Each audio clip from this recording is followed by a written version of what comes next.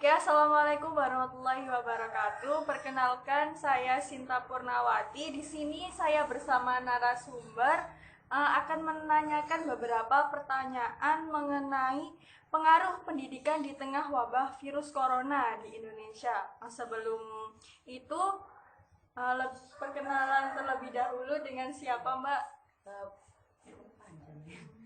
Perkenalkan, nama saya Arisa Rahmawati. Seperti itu, nama saya panggilannya Riris. Oh, panggilannya Mbak Riris. Mbak Riris Iya. ini lagi sekolah apa kuliah atau bagaimana? Saat ini saya sedang menempuh pendidikan dengan kuliah Jurusan jurusan Ekonomi Pembangunan di Universitas. di Universitas Trunojoyo Oh, Madura. sama. Oke, langsung saja Mbak Riris. Ini kan di tengah-tengah wabah yang melanda di Indonesia, virus corona atau penyakit COVID-19. Bagaimana sih menurut Mbak Riris? Apakah tahu virus corona itu apa dan dari mana sih asalnya? Eh, Menurut saya, sepengetahuan saya, virus corona itu virus yang mudah sekali menyebar ya. Mereka itu menyerang paru-paru kalau nggak salah, kalau sepengetahuan saya. Dan itu pertama kali berasal dari negara Cina, khususnya di daerah Wuhan. Oh, berarti menurut pengetahuan Mbak Riz, berarti virus corona itu berasal dari Cina, yaitu Iya. Wuhan, yang menyerang bagian paru-paru ya? Iya. Oke. Bagaimana sih respon warga ketika corona memasuki Indonesia? Eh, Mereka, sepengetahuan saya, yang saya lihat itu sebenarnya masyarakat itu was-was atau panik, tapi mereka itu walaupun panik tetap menyepelekan anjuran dari pemerintah dengan kebijakan lockdown atau di rumah saja seperti itu. Mereka masih tetap nongkrong-nongkrong atau berkumpul-kumpul, berada di keramaian kayak gitu. Menurut Mbak Riris, ketika virus corona melanda Indonesia, masyarakat itu pada dasarnya itu takut ya, tetapi Iya. mereka mengabaikan kebijakan Iya, iya. pemerintah. Seperti menurut Mbak Riris, bagaimana sih tahapan perubahan ketika masyarakat adanya virus corona yang melanda di Indonesia saat ini? Eh, untuk yang pertama yang saya lihat pertama itu hanya isu-isu ya. Sebelum memasuki Indonesia itu aktivitas warga itu seperti biasa, masyarakat sampai melakukan pekerjaannya mereka seperti biasa. Lalu setelah dikonfirmasi adanya 2 orang yang positif corona, semenjak saat itu pemerintah menganjurkan adanya kebijakan lockdown atau di rumah saja. Namun hal tersebut itu langsung kayak berdampak pada perekonomian untuk kelas kalangan yang bawah itu, karena lockdown itu menurut saya kurang efektif bagi mereka yang kerjanya kasar atau kayak ojol, kayak pedagang. Sedangkan untuk bagi kalangan atas, walaupun mereka tidak bekerja, mereka tetap digaji. Maka dari itu kayak ada apa ya, kurangnya keefektifan dalam kebijakan tersebut. Sudah. Lalu saya mau menambahi adanya, kan saat ini juga kurs rupiah kan mau mencapai 17.000 menguat, dan hal itu dapat menyebabkan kebutuhan pokok itu menjadi naik. Kalau seumpama semuanya di lockdown, maksudnya para pekerja-pekerja kasar itu ikut dalam kebijakan pemerintah, maka mungkin mereka akan kesusahan dalam memenuhi kebutuhan sehari-hari. Seperti itu.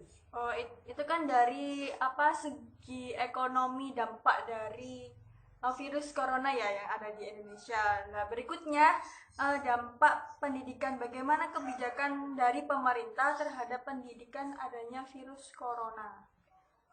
Dengan adanya virus corona yang saya tahu itu pemerintah melakukan kebijakan dengan meliburkan sekolahan dan universitas-universitas seperti itu yang saya tahu. Untuk Mbak Riri sendiri apakah di kampusnya menerapkan kebijakan yang sudah ditetapkan oleh pemerintah? Iya, sudah mulai menerapkannya dimulai tanggal pertengahan Maret sampai akhir April. Oke. Bagaimana proses pendidikan saat terjadi wabah virus corona yang di Indonesia ini? Eh, Proses pendidikan yang terjadi di Indonesia saat virus corona ini yang saya tahu itu pemerintah menganjurkan untuk meliburkan sekolah-sekolah bagi para siswa, dan untuk mahasiswa itu diganti dengan daring atau online seperti itu, dengan memberikan tugas-tugas di rumah. Tadi menurut Mbak Riris, dari pernyataannya Mbak Riris, adanya tuh daring ya atau Iya. online tugas Iya. itu menggunakan media apa saja sih aplikasinya? Menurut saya yang digunakan itu kalau saya itu menggunakan Edmodo, Google Classroom sama psikologi. Apakah dari media tersebut apakah bisa menunjang pembelajaran?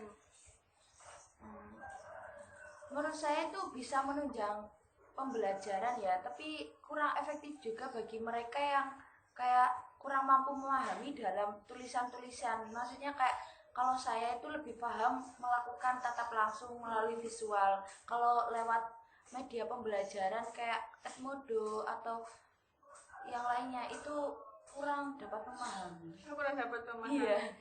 Dari kendala tersebut, dari pernyataan tersebut, apakah ada kendala-kendala dalam melakukan proses pembelajaran saat online? Kendalanya ada satu, Mbak. Apa? Nggak ada sinyal sama paketan habis itu. Oke, karena beberapa ada yang rumahnya di pelosok, mungkin kan tidak ada sih kendala dari hal tersebut. Bagaimana sih menurut Mbak Riris yang dilakukan? Karena untuk saat ini paketan itu sangat perlu ya untuk menunjang sistem pembelajaran, maka dari itu saya melakukan penghematan dengan tidak menggunakannya selain pembelajaran kayak melakukan Instagram, Twitter itu enggak untuk saat ini. Oke, itu ya menurut Mbak Riris. Untuk menanggapi hal tersebut, pesan untuk mereka bagaimana sih Mbak Riris? Pesan untuk mereka yang kayak sering-sering keluar rumah. Boleh. Pesan saya seharusnya kita dapat bekerja sama untuk saling membantu para petugas kesehatan, karena kalau seumpama kita sampai maksudnya mereka yang sering keluar itu sampai terkena virusnya, dan itu tuh akan menambah kerja dari petugas kesehatan itu sendiri.